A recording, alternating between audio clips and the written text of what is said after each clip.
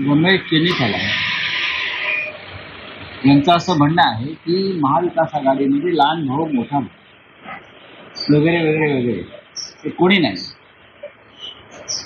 3 प्रमुख पक्ष आहेत. आम्ही एकत्र निवडणुका लढू आणि कोणाला अशी कुटुंबे असेल लहान भाऊ मोठा भाऊ मधला भाऊ धाकटा भाऊ तर मग महाराष्ट्रामध्ये काय चित्र आहे ते भविष्यात कळेल.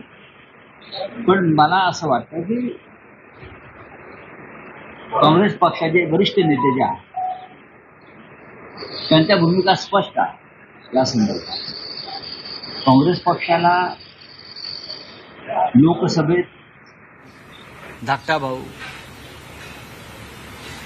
तर मग महाराष्ट्रामध्ये काय चित्र आहे हे भविष्यात कळेल. पण मला असं वाटतं की काँग्रेस पक्षाचे वरिष्ठ नेते जे आहेत त्यांच्या भूमिका स्पष्ट आहे या संदर्भात. काँग्रेस पक्षाला लोकसभेत 3 जागा जास्त मिळालेल्या आहेत. त्याच्यामुळे कोणाला जर वाटत असेल की आम्ही मोठे भाऊ आहोत किंवा आम्ही अजून काही आहोत, आम्ही उंच भाऊ आहोत, पण त्यांनी लक्षात घेतलं पाहिजे त्यांच्या जागा वाढण्यात शिवसेनेचं योगदान किती आहे हे त्यांनी अभ्यास केला पाहिजे.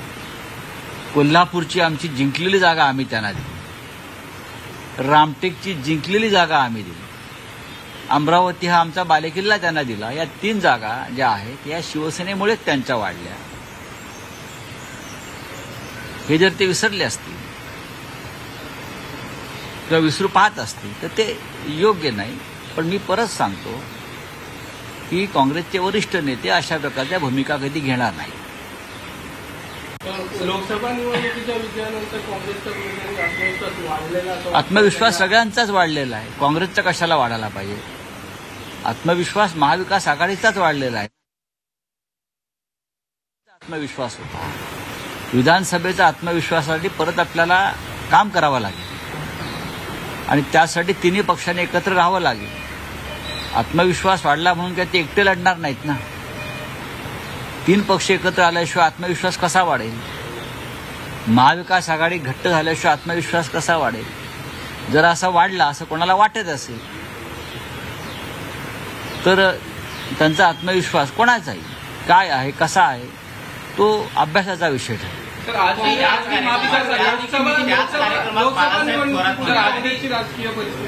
लोकसभा निवडणुकीपूर्वी काँग्रेसची राजकीय परिस्थिती आणि त्यानंतर शिवसेना आणि राष्ट्रवादी काँग्रेस यांच्याबरोबर झालेली महाविकास आघाडी आणि लोकसभा निवडणूक यानंतरची परिस्थिती यामध्ये कशा प्रकारे आपण अजिबात काही बदल नाही. 3ही पक्ष लोकसभेला ज्या मजबूतीने एकत्र लढले त्याच पद्धतीनं आम्ही विधानसभा सुद्धा लढलो. लोकसभेला जागा वाटप हे अधिक सोपं होतं कारण 48 जागांचंच चर्चा करायची होती. विधानसभेला 288 जागांचा विषय आहे. 3 प्रमुख पक्ष आहेत, शिवाय आमचे काही लहान मित्र पक्ष आहेत. त्या सगळ्यांना सामावून घेण्याची आमची भूमिका आहे. मग माननीय शरद पवार जे असतील, माननीय उद्धव ठाकरे साहेब असतील किंवा नाना पटोले जे असतील, की आमच्या मित्र पक्षांना सुद्धा आमच्याबरोबर सामावून घेण्यासाठी आम्हाला प्रयत्न करावे लागतात आणि नक्कीच आम्ही त्यात यशस्वी होऊ. हे काय असतं?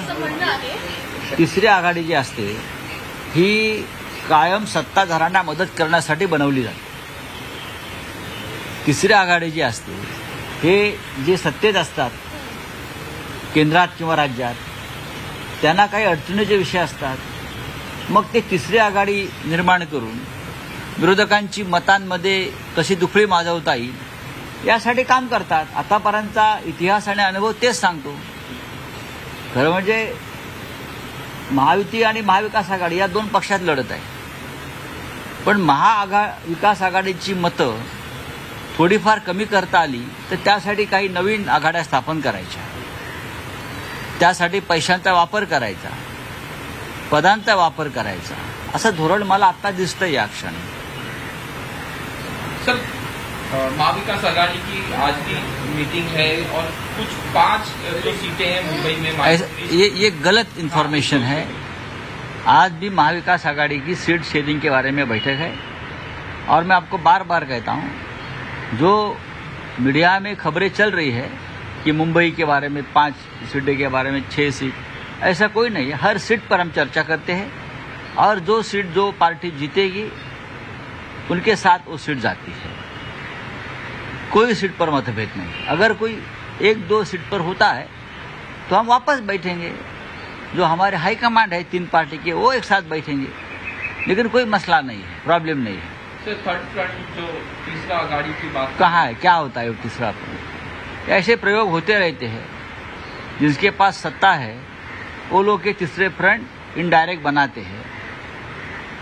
जो हमारी जैसी जो मजबूत महाविकास आघाड़ी है उनके वोट खाने के लिए ये third front, fourth front, second front वो बना लेते हैं।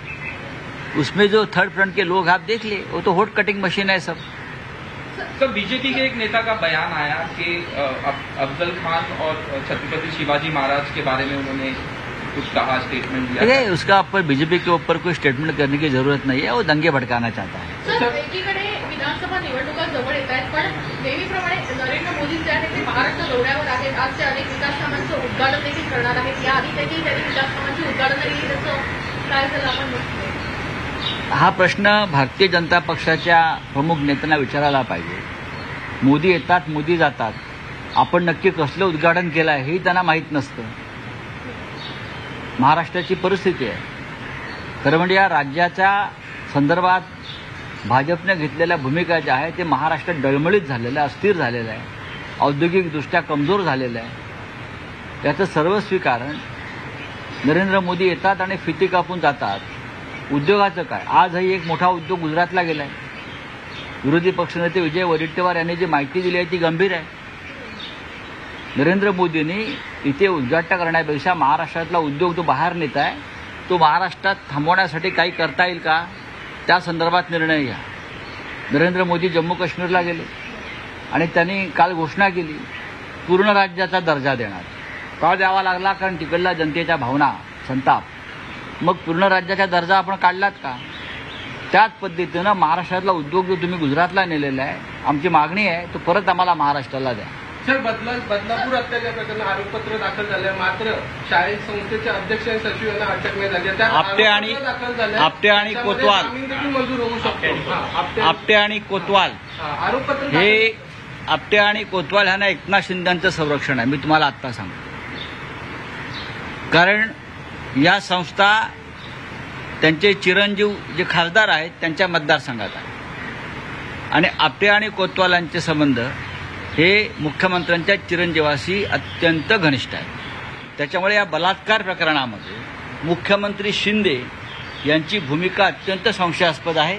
आपटे आणि कोतवालला वाचवायचं काम हे एकनाथ शिंदे यांनी केलेलं आहे। तर काँग्रेसच्या वरिष्ठ नेत्यांच्या भूमिका स्पष्ट आहेत। काँग्रेसच्या वाढलेल्या जागांमध्ये आमचं योगदान आहे, आत्मविश्वास वाढल्यानं काँग्रेस एकटी लढणार नाहीये असं संजय राऊतांनी म्हटलंय।